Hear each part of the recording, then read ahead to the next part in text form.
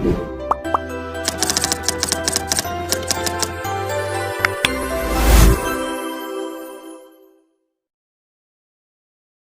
दोस्तों, welcome to transcend academy. तो friends, आशा राखું છું તમે બધા મજામાં છો, મસ્ત છો। તો સરસ મજાના એક સમાચાર સાથે કે જેટલા પણ વિદ્યાર્થી મિત્રો જેટકો, જીએસસીસીએલ, પીજીવીસીએલ, યુજીવીસીએલ, ડીજીવીસીએલ કે એમજીવીસીએલ આની અંદર કોઈ પણ જગ્યાએ કોઈ પણ પોસ્ટ ઉપર જોબ કરતા હોય, બરાબર, જે હમણાં 1-2 વર્ષની અંદર લાગેલા હોય, જુનિયર એન્જિનિયર છે, જુનિયર આસિસ્ટન્ટ છે, પ્લાન્ટ ઓપરેટર છે કે વિદ્યુત સહાયક ઇલેક્ટ્રિકલ આસિસ્ટન્ટ છે, બરાબર, તો એમાં એ લોકોને અત્યારે જે ફિક્સ પે સ્કેલ છે એમાં થોડો પગાર વધારો આપ્યો છે।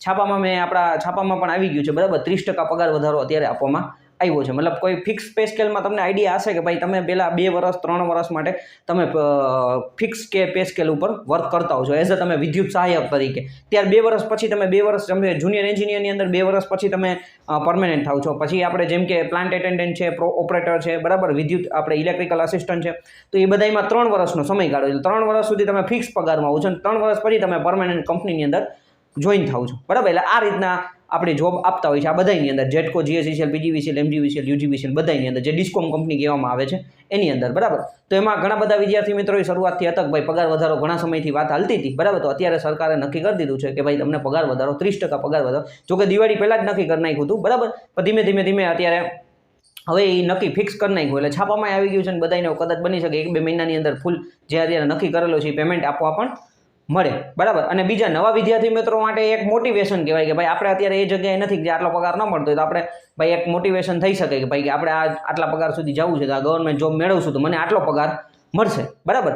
પોસ્ટ વાઇઝ આપણે જોતા જઈએ કે ભાઈ કઈ પોસ્ટ માટે કેટલો પગાર વધારો આવ્યો છે, પહેલાં કેટલા મળતા હતા અને હવે તમને કેટલો પગાર મળશે, એ આપણે 1 by 1 જોતા જઈએ। એટલે બધા વિદ્યાર્થી જે લોકો અત્યારે જોબ કરે છે, છેલ્લા 2-3 વર્ષમાં લાગ્યા હોય એના માટે પણ ફાયદો છે, અને જે નવા લાગવાના છે એમના માટે પણ ફાયદો છે, અને એક મોટિવેશન મળે કે ભાઈ આપણે આ પગાર સુધી પહોંચવું છે, અથવા આપણે આ જોબ લેશું તો આટલો પગાર મને મળશે, બરાબર। 1 by 1 આપણે જોતા જઈએ તો બધી કંપનીની અંદર, એટલે જીયુવીએનએલની અંદર જેટલી કંપની લાગુ પડે છે, બરાબર, જેમ કે અમે લખેલી છે જેટકો, જીએસસીસીએલ, પીજીવીસીએલ, એમજીવીસીએલ, યુજીવીસીએલ ને ડીજીવીસીએલ, આટલી કંપનીની અંદર તમે કોઈ પણ પોસ્ટમાં તમે જોબ કરો છો તો એમાં તમારું આ પે સ્કેલ લાગુ પડશે, બરાબર। સૌથી પહેલા છે ઇલેક્ટ્રિકલ આસિસ્ટન્ટ અને હેલ્પર, બરાબર, એટલે જે લોકો વિદ્યુત સહાયક આઈટીઆઈ કરીને જે લાગ્યા હોય, બરાબર, હેલ્પર તરીકે ઇલેક્ટ્રિકલ આસિસ્ટન્ટ છે, વિદ્યુત સહાયક ઇલેક્ટ્રિકલ આસિસ્ટન્ટની પોસ્ટ ઉપર લાગ્યા હોય, બરાબર, તો એમના માટે પહેલા 3 વર્ષનો આપણે ફિક્સ પગારનો નિયમ છે, બરાબર।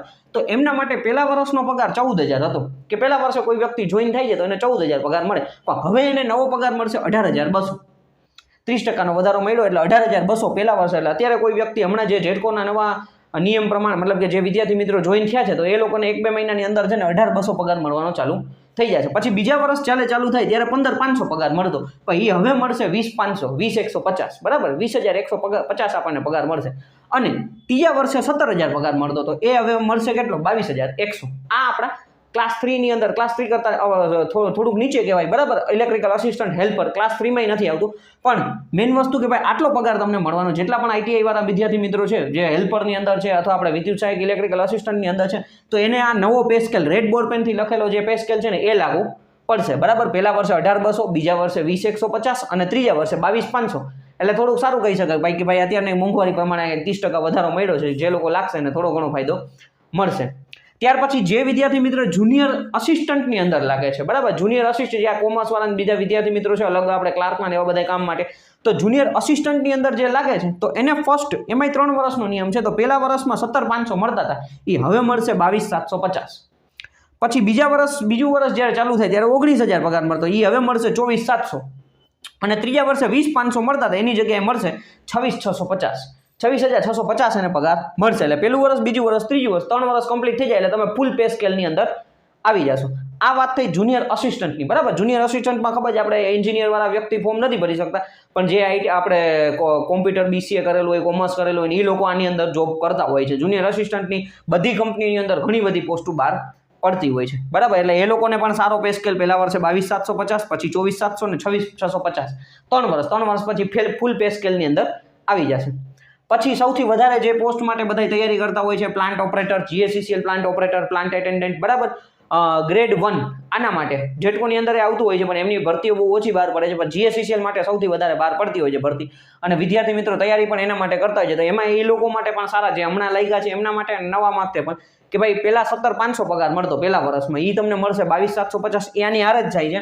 પછી બીજા વર્ષે 19,000 હતો, એ હવે મળશે 24,700 અને ત્રીજા વર્ષ માટે 20,500, તો એ મળશે તમને 26,650, બરાબર.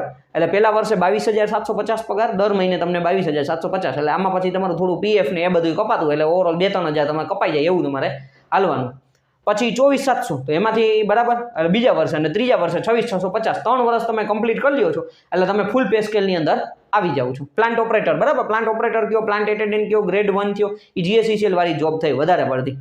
પછી જુનિયર એન્જિનિયર માટે સૌથી સારામાં સારું કહી શકાય પે સ્કેલ, બરાબર. તો કે એમાં 2 વર્ષ માટે જે આપણે ફિક્સ પગારની નિયમ છે જુનિયર એન્જિનિયરની અંદર, તો તમે જેટકો, જીએસસીસીએલ, પીજીવીસીએલ, એમજી, યુજી કે ડીજી આમાંથી કોઈ પણ એક કંપનીની અંદર તમે એઝ અ જુનિયર એન્જિનિયર તરીકે તમે અત્યારે જોબ કરો છો અથવા તમે જોબે તમારી લાગવાની ઈચ્છા છે, તો પહેલા વર્ષે પહેલા તમારો 37,000 પગાર હતો, બરાબર. આ નિયમ પહેલાની વાત થઈ જાય, આ પહેલા. હવે તમારો પગાર થઈ જશે 48,100. એટલે તમે જો નવી ભરતી આવે ને એમાં તમે લાગો છો ને તો તમારો પહેલા મહિને પગાર તમને 48,100, અથવા જે વિદ્યાર્થી મિત્રો અત્યારે હમણાં જ લાગેલા છે તો એ લોકોને 1-2 મહિનાની અંદર 48,100 પગાર મળવાની શક્યતા ખરી. જે કાંઈ પણ નિયમ લાગુ પડી જાય એટલે નેક્સ્ટ મંથથી તમને પૈસા પેમેન્ટ તમારું મળવાનું ચાલુ થઈ જશે, જે નવા પગાર પ્રમાણે, બરાબર.